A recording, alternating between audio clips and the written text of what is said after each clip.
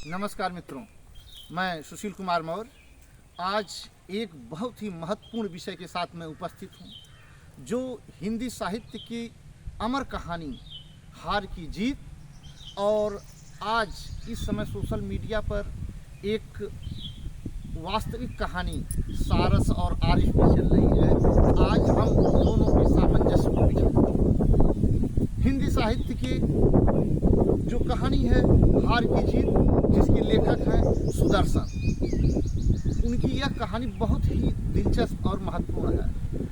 सारस आरिफ की कहानी जानने से पहले हमको हार की जीत कहानी सुदर्शन की कहानी हार की जीत को जान लेना अति आवश्यक है। इस कहानी को हम संक्षेप में बताते हैं और आप लोग बहुत ध्यानपूर्वक सुनिएगा, तो आज का जो आरिफ और सारस को लेकर जो घमासान मचा हुआ है, यह एकदम क्लियर हो जाएगा कि आखिर क्या इसमें होना चाहिए। सुदर्शन की कहानी जो हार की जीत है, वह बाबा भारती और डाकू खड्ग सिंह पर आधारित है। बाबा भारती का सुल्तान नाम का एक घोड़ा था। बहुत ही संक्षेप में यह कहानी हम बता रहे हैं अपने दर्शकों को, और दर्शकों से अनुरोध है कि इस कहानी को अंत तक अवश्य सुनिएगा। बाबा भारती एक मंदिर में रहते थे, गांव से थोड़ा सा दूर। उनके पास एक सुल्तान नाम का घोड़ा था। घोड़ा बहुत ही अच्छा था। उस घोड़े से बाबा भारती बहुत ही प्रेम करते थे। भजन भाव से जो समय उनको मिलता था, वह पूरा का पूरा समय वह सुल्तान को देते थे। अपने हाथों से सुल्तान की मालिश करते थे, उनको घुमाते फिराते थे, और सुल्तान उनको अति प्रिय था, और सुल्तान भी बाबा भारती को बहुत प्रेम करता था। इसकी चर्चा चारों ओर थी कि बाबा भारती के पास एक सुंदर घोड़ा सुल्तान। यह बात डाकू खड्ग सिंह को लगी। उसकी यहाँ भी यह बात पहुँची, तो वह तो डाकू था, और डाकुओं को जो चीज़ पसंद आ जाए मानो वह उनकी हो जाएगी।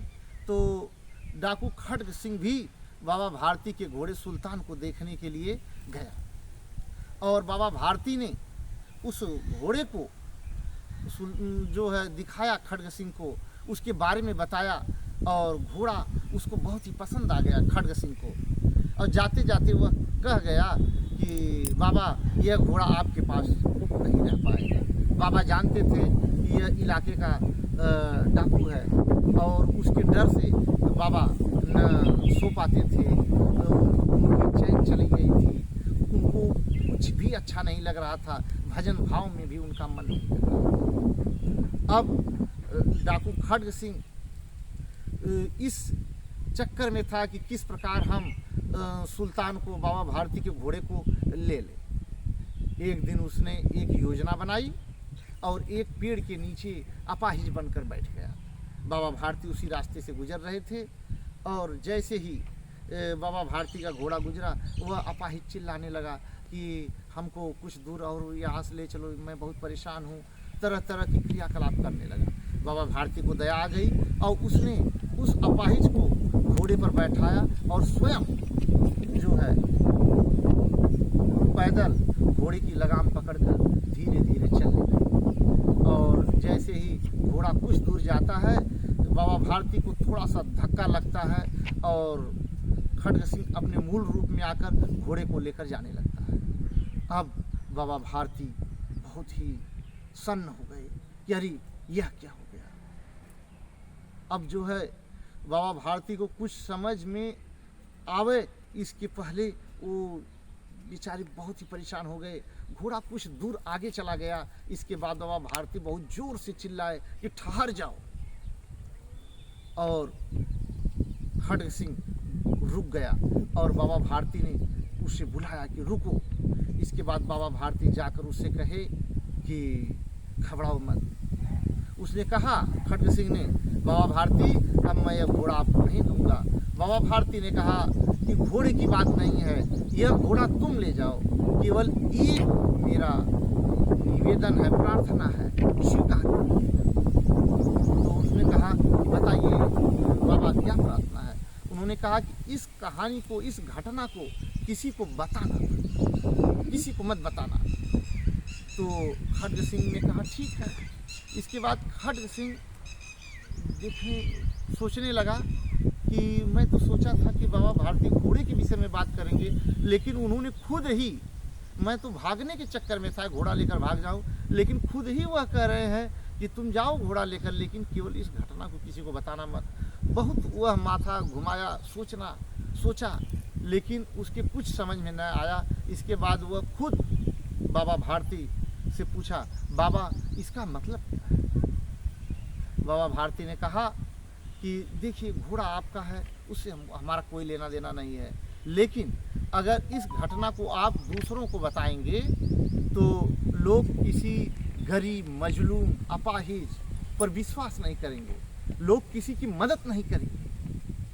तो निवेदन है कि इस घटना को किसी को बताना मत। इसके बाद खड्ग सिंह घोड़ा लेकर चला जाता है। बाबा भारती इधर जो है अपने मंदिर में चले जाते हैं। बाबा भारती बहुत ही अकेले पड़ गए थे और उधर घोड़ा लेकर खड्ग सिंह मस्त हो गया था। लेकिन खड्ग सिंह को यह बात हमेशा खटकती थी कि आखिर ऐसा एक आदमी, आज तक हमने बहुत बात किया है, बहुत हमने छीना झपटी किया है, लेकिन ऐसा व्यक्ति हमको आज तक नहीं मिला, जो मानवता को जिंदा रखने के लिए अपना निज का त्याग कर दिया और घोड़े को एकदम से दे दिया।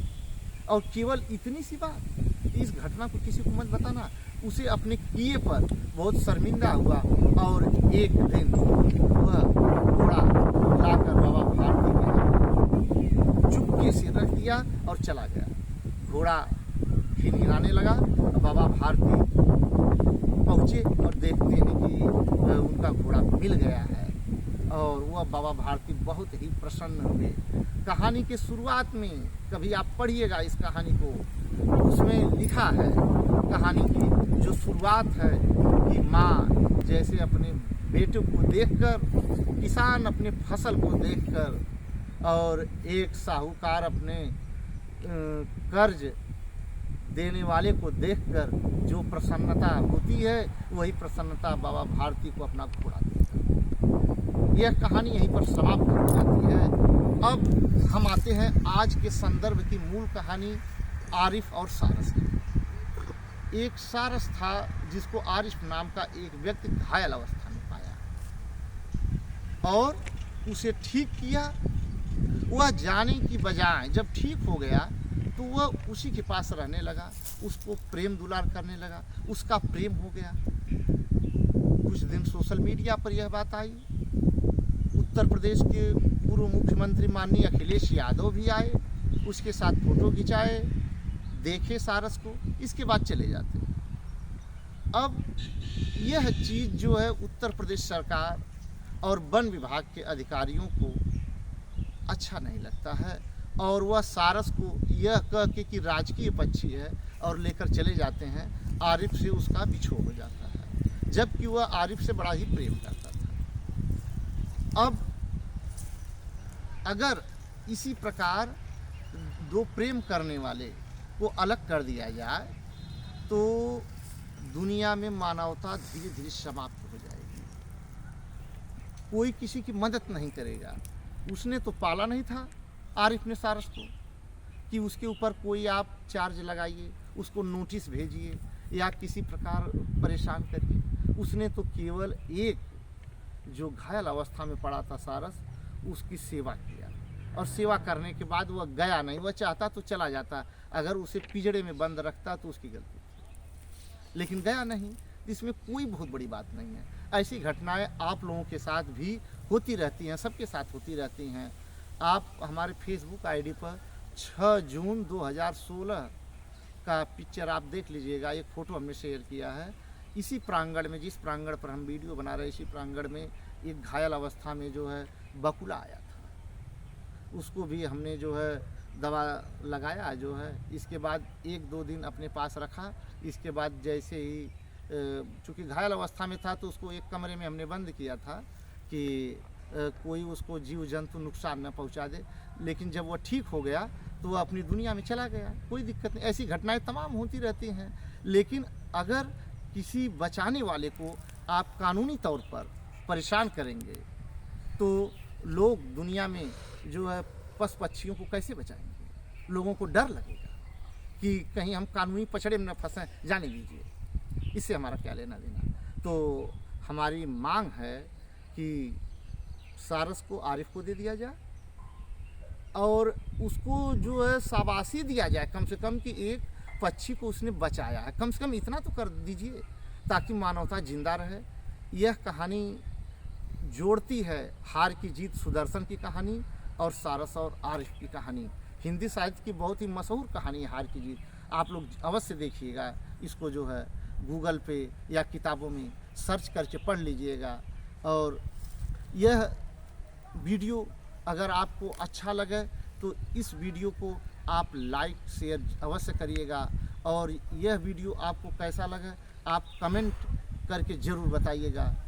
जो है मिलते हैं इसी प्रकार अगले वीडियो में।